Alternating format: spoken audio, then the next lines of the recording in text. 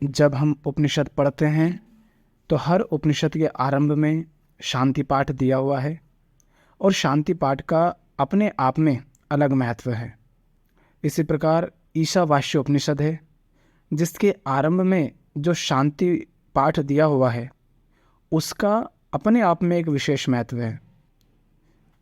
तो क्या है वह शांति पाठ और उसका क्या महत्व है, क्या रहस्य है उसका, हम समझने का प्रयास करेंगे। शांति पाठ कुछ इस प्रकार है।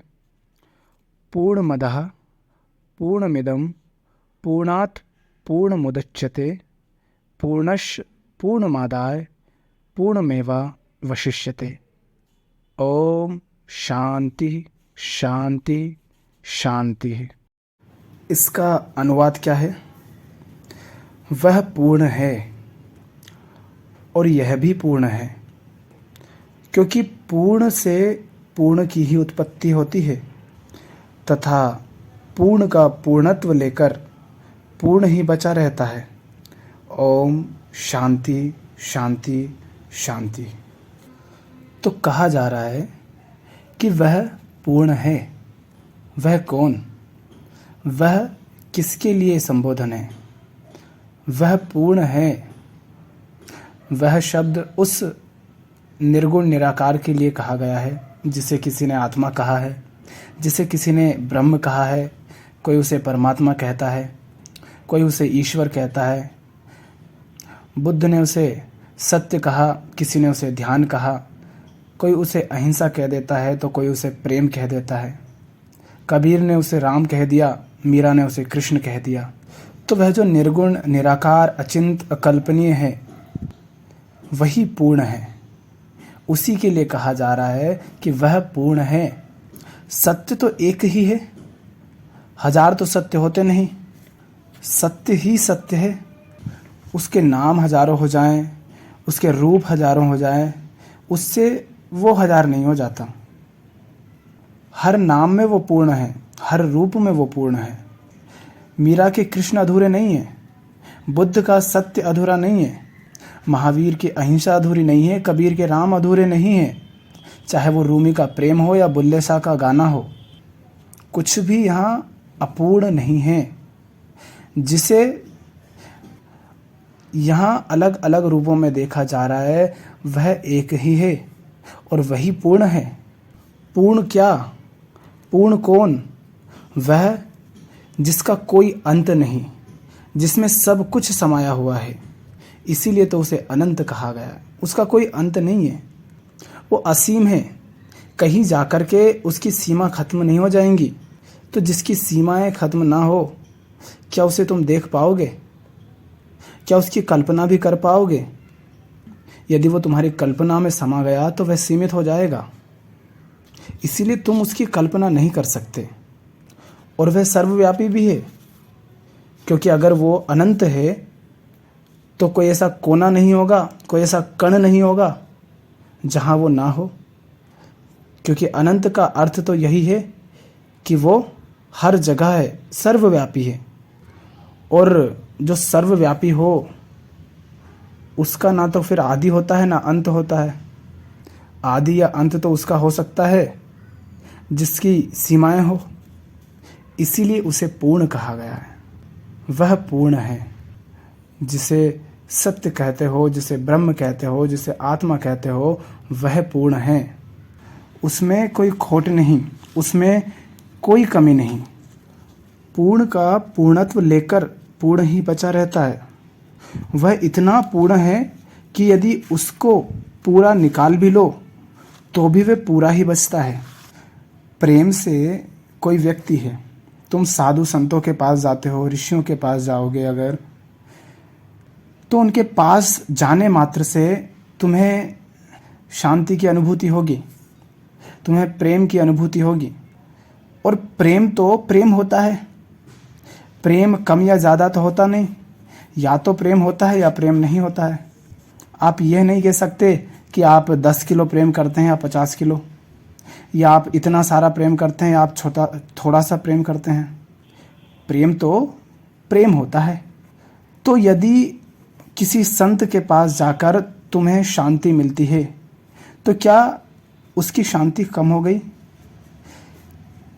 यदि कहीं तुम प्रेम पाते हो तो तुमने प्रेम ही पाया है, तुमने पूर्ण को ही पाया है। पर क्या जिससे पाया उसके पास पूर्ण नहीं बचा?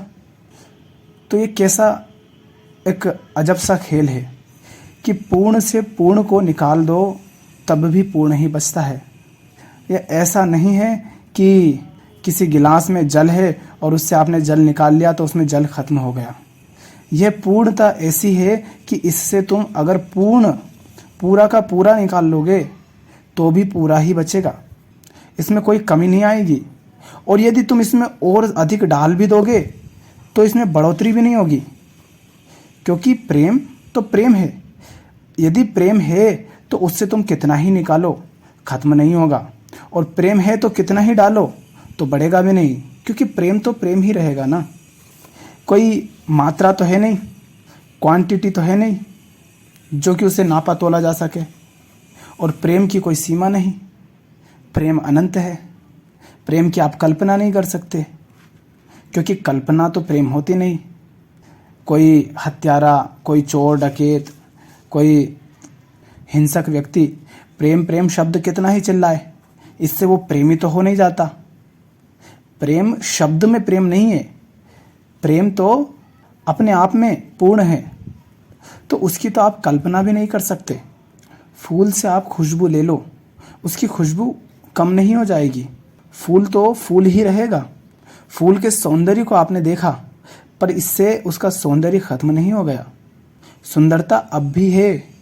तुमने ऐसा तो है नहीं कि थोड़ी सी सुंदरता को ले लिया, देख लिया और बाकी को छोड़ दिया। तुमने सुंदरता को देखा और सुंदरता अब भी बची हुई है। बुद्ध को ज्ञान उपलब्ध हो गया, इसका अर्थ ये नहीं है कि बुद्ध को ज्ञान उपलब्ध हो गया तो अब ज्ञान खत्म हो गया। वो सत्य, वह समझ जो बुद्ध ने पाई, वह चेतना की ऊंचाई जो बुद्ध ने पाई, ऐसा तो नहीं है ना कि उनके साथ महावीर को उस समझ की उपलब्धि नहीं होगी, उस ज्ञान की उपलब्धि नहीं होगी। क्योंकि पूर्ण तो पूर्ण है, पूर्ण से पूर्ण को यदि निकाल भी लिया तो पूर्ण ही बचता है, उसमें कमी नहीं आती। प्रेम, दया, करुणा, महानता, निर्मलता, सहजता, सरलता, इसमें कमी नहीं आती। क्यों? क्योंकि वह पूर्ण है। जो पूर्ण होगा केवल वही है जो दूसरों को दे भी पाएगा, क्योंकि जो खुद अपने आप में अभी अपूर्ण है वो कैसे किसी को कुछ दे पाएगा? वो खुद ही अभी खाली है। गिलास से पानी तभी बाहर झलकेगा जब गिलास भरा हो। यदि गिलास ही खाली है तो उससे पानी बाहर कैसे निकलेगा? तो दूसरे को वही दे सकता है जो पूर्ण है, और तुम अपने आप को अपूर्ण माने बैठे हो। इसीलिए तुम बेचारे बेचारे फिरते हो, हमेशा मांगते रहते हो। तुम जानते ही नहीं कि तुम क्या हो। ये ऐसी ही बात है कि जेब में हीरे मोती रखे हों और हम 2 रुपये के लिए भीख मांग रहे हैं। तो किसी को कुछ दे पाओ, तुम प्रेम दे पाओ, तुम शांति दे पाओ, इसके लिए ये ज़रूरी है कि तुम्हारे पास प्रेम हो। इसके लिए ज़रूरी है कि तुम शांत हो। जिसके खुद के पास शांति ना हो वह भला कैसे किसी को शांति दे पाएगा? जो खुद प्रेम में डूबा ना हो वह कैसे किसी को प्रेम दे पाएगा? तो प्रेम दे पाने के लिए, शांति दे पाने के लिए, समझ दे पाने के लिए वह तुम्हारे पास होना ज़रूरी है। और वह जब भी होगी पूर्ण ही होगी, अपूर्ण हो नहीं सकता। क्योंकि यदि तुम अपूर्ण हो तो तुम दे नहीं पाओगे। तो जब देने लग जाओ समझना तुम पूर्ण हो। क्या कहा गया है कि वह पूर्ण है। वह माने वह अज्ञात, वह अज्ञे ब्रह्म, वह सत्य, वह पूर्ण है। जिसे तुम ईश्वर कहते हो वह पूर्ण है, और यह भी पूर्ण है। यह भी पूर्ण है। यह किसके लिए संबोधन है? इस समस्त अस्तित्व के लिए। ये जो ब्रह्मांड है, ये जो प्रकृति है, जिसका तुम अनुभव कर पा रहे हो, जिसको तुम देख पा रहे हो, जिसको तुम सुन पा रहे हो, जिसकी तुम कल्पना कर पा रहे हो, वह भी पूर्ण है। वह जो सत्य है, वह जो ब्रह्म है, वह जो आत्मा है, वह जो ईश्वर है, वह पूर्ण है। और यह जो अस्तित्व है, यह जो ब्रह्मांड है, यह जो प्रकृति है, यह भी पूर्ण है। क्यों? क्योंकि पूर्ण से पूर्ण ही निकलता है, प्रेम से प्रेम ही निकलेगा, शांति से शांति ही निकलेगी। तो वह भी पूर्ण है और ये संसार उसी से उद्भूत है, इसलिए यह भी पूर्ण है। क्यों? क्योंकि यह जो समस्त संसार है यह उसी की अभिव्यक्ति है, उसी का फैलाव है। वह जो है, वह जो पूर्ण है वही यह है और वह इससे अलग नहीं है। यह ऐसा ही समझो कि तुम्हारे पास रंगों की थैलियां हैं 4-5 और वो रंगों से तुमने रंगोली बना दी, तो बताओ क्या वो रंग जिनसे तुमने रंगोली बनाई वो रंग कहीं अलग बैठा है? नहीं, रंग ही रंगोली हो गया है। इसी तरह वह जो पूर्ण है वह पूर्ण ही इस संसार के रूप में फैल गया है।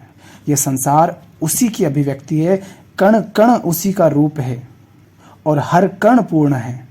क्योंकि रंगों का कोई एक दाना भी क्या रंग नहीं है? रंग हजारों दाने हैं, इसलिए रंग की एक पुड़िया है, पर एक एक दाना करके अगर हटा दोगे तो क्या रंग बचेगा? हजारों दानों से मिलकर के वो पुड़िया बनी है, पर दाने दाने ही तो हैं, तो दाना अपने आप में रंग है। तो वह जो पूर्ण है उस पूर्ण से ही इसकी उत्पत्ति हुई है। वह पूर्ण जो है उसी का फैलाव ये संसार है, ये समस्त प्रकृति उसी का फैलाव है। तो यदि वह पूर्ण है तो ये पूर्ण क्यों नहीं? यह भी पूर्ण है। एक माँ होती है, वह माँ यदि एक संतान को जन्म देती है तो क्या माँ में कोई कमी आ जाती है? क्या माँ अब माँ नहीं रहेगी? क्या वह स्त्री अब स्त्री नहीं रही? वह स्त्री है ना। पूर्ण से पूर्ण निकला, एक पूर्ण इंसान से पूर्ण इंसान निकला, उसके बावजूद भी वह पूर्ण है। इसी तरह वह सत्य है, उसी से ये पूर्ण संसार निकला है। तो संसार इसलिए पूर्ण है क्योंकि ये पूर्ण की ही अभिव्यक्ति है। तुम एक पेड़ लगाते हो, उस पेड़ में फल लगते हैं। अब एक पेड़ है, उसके ऊपर फल लगे हैं, मान लो 50 फल। उसे अगर तुम ध्यान से देख पाओ, तुम्हारी आंखें यदि देख पाए, तो तुम कहोगे 51 पेड़ हैं। क्यों? क्योंकि एक तो पेड़ अभी है ही, लेकिन उस पर जो फल लगे हैं ना, यदि उन फलों के बीजों को एक सही वातावरण दे दिया जाए तो वह भी पेड़ बन जाएंगे। अब पेड़ के ऊपर ही पेड़ हैं, पर हम देख नहीं पा रहे हैं। और ऐसा नहीं है कि उस पेड़ में जो फल लगे हैं, उनके जो बीज हैं, उनसे जो पेड़ आएंगे उनमें लकड़ी नहीं होगी या पत्ते नहीं होंगे या फल नहीं होंगे, वो भी पूर्ण ही होंगे। क्यों? क्योंकि पेड़ पूर्ण है तो पूर्ण से जो निकलेगा वह भी पूर्ण ही होगा। तो वह जो ईश्वर है, वह जो अज्ञात ब्रह्म है, वह जो सत्य है, वह पूर्ण है और यह संसार भी पूर्ण है, क्योंकि पूर्ण से पूर्ण की ही उत्पत्ति होती है। इससे रूमी का एक कोट याद आता है। रूमी कहते हैं, तुम सागर की एक बूंद नहीं हो, तुम एक बूंद में सारा सागर हो। समझ रहे हो इसका अर्थ? सागर से जो निकला वह सागर ही है। तुम्हें क्या लगता है कि तुमने यदि एक बूंद उठा ली सागर से तो उस बूंद में कमी है? नहीं। तुमने एक बूंद उठाई है, लेकिन ऐसी हजारों करोड़ों अरबों बूंदों से ही तो सागर बना है। तुम एक एक करके सारी बूंदें निकाल लो, क्या तब सागर रहेगा? नहीं रहेगा। तो तुमने जो एक बूंद निकाली है, उस बूंद में और सागर में कोई अंतर नहीं है, क्योंकि सागर भी उसी जल का फैलाव है जो एक बूंद के रूप में है। एक बूंद हो या करोड़ों बूंदें हों, बूंद तो बूंद है, जल तो जल है। तो ना तो इस जल में कमी आ गई, ना उस जल में कमी आ गई। पूर्ण से जो निकला वह पूर्ण ही है, जल से जो निकलेगा वह जल ही तो है। किंतु हम भिखारी बने होते हैं। हम कहते हैं हम में कोई कमी है, हम में कोई दोष है, और जानने वालों ने कहा है कि तुम पूर्ण हो, तुम्हें कोई कमी नहीं है, तुम्हें कोई खोट नहीं है। वह जो सर्वज्ञ है, वह जो अनंत है, वह जो निर्गुण निराकार है, सर्वव्यापी है, वह जो परमात्मा है, वह जो आत्मा है जिसे तुम ईश्वर कहते हो, वह पूर्ण है और तुम भी तत्वमसि वही हो। तुम में भी कोई कमी नहीं, तुम पूर्ण ही हो। इसीलिए क्या होता है, तुम पूर्ण हो। इसका प्रमाण यह है कि कोई दूसरा तुम्हें कभी पूर्ण नहीं कर पाता। संसार की कोई चीज, कोई वस्तु, कोई व्यक्ति, कोई विचार, कोई काम, कोई पद, कोई प्रतिष्ठा, कोई सम्मान, कुछ भी तुम्हें संतुष्ट नहीं कर पाता। क्यों नहीं कर पाता? क्योंकि तुम्हें संतुष्ट होने की आवश्यकता है ही नहीं, तुम पहले ही संतुष्ट हो। तुम में कोई कमी है ही नहीं, तुम में कोई खोट है ही नहीं। तो फिर ये जो असंतुष्टि रहती है, ये जो दुख रहता है, ये किस चीज का है?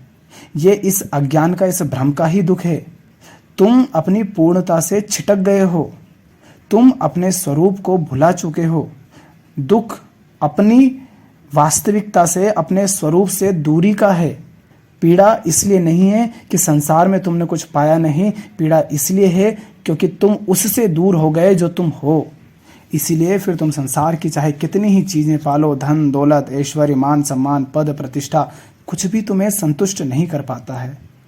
ये बड़ा भ्रम रहता है हमें कि हम कुछ पालेंगे तब हमें शांति मिलेगी।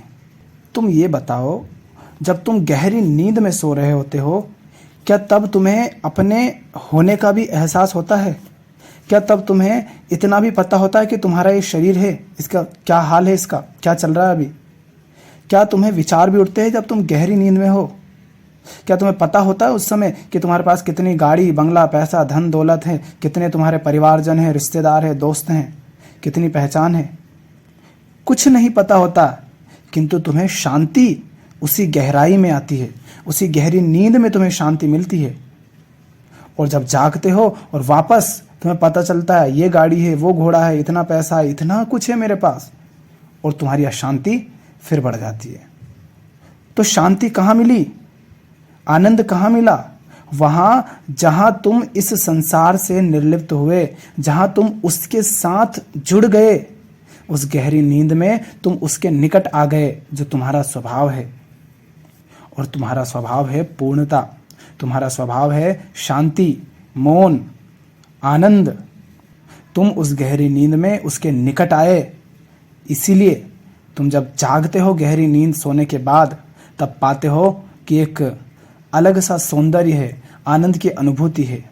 देखो, जिस दिन सपने आते हैं उस दिन 8 घंटे सोने के बाद भी कैसा लगता है जैसे सोए नहीं। क्यों? क्योंकि तुम अभी भी उसी संसार में हो जिसने तुम्हें अपने आप से दूर बना दिया है, अपने आप से दूर कर दिया है।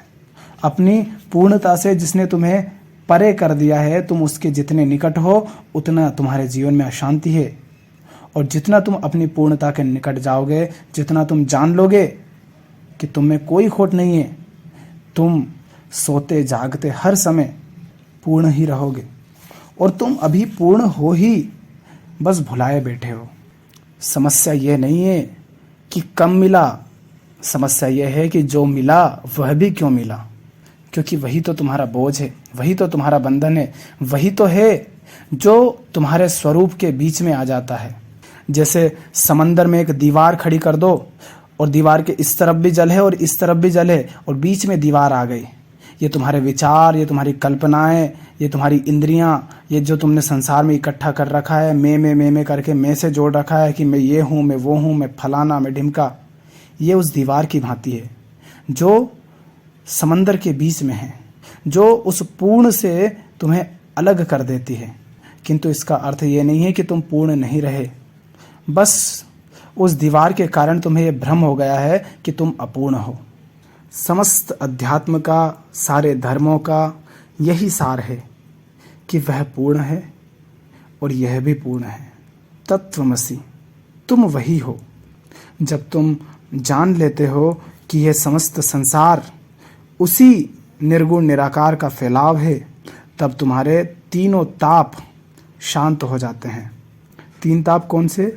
एक वह जो शारीरिक है, शारीरिक माने वह जो भौतिक है, स्थूल है, और एक वह जो मानसिक स्तर पर होता है, तनाव होता है, अशांति होती है। शारीरिक ताप वह जैसे चोट लग गई, भूख लगी, या कुछ कमी है, कुछ खोट है, हाथ पैर टूट गए, ये शारीरिक ताप है। ऐसा नहीं कि हाथ टूट गया तो तुम्हारा हाथ जुड़ जाएगा अपने आप, कट गया जल गया तो वापस वो वैसे ही हो जाएगा जैसे पहले था ना। इसके जलने के फलस्वरूप तुम्हारा जो दुख था, पीड़ा थी, वह ताप मिट जाएगा। मानसिक ताप मिट जाएगा जब तुम जान लोगे कि तुम पूर्ण ही हो। क्योंकि मानसिक जो पीड़ा है, जो मानसिक दुख है, तनाव है, डर है, जो लालच है, जो क्रोध है, जो ईर्ष्या है, जो अशांति है, ये सब क्या है? ये मानसिक ताप ही है। और ये इसीलिए है क्योंकि तुम अपने आप को अपूर्ण माने बैठे हो। उस अपूर्णता को पूर्ण करने के लिए ही तुम इस संसार में तरह तरह से लिप्त होते हो, और वह लिप्तता ही तुम्हारे मन को व्यथित करती है, दुखी करती है, अशांत करती है, भयभीत करती है, परेशान करती है। किंतु जब तुम जान लोगे कि तुम पूर्ण ही हो, तब यह जो मानसिक ताप है यह भी शांत हो जाता है।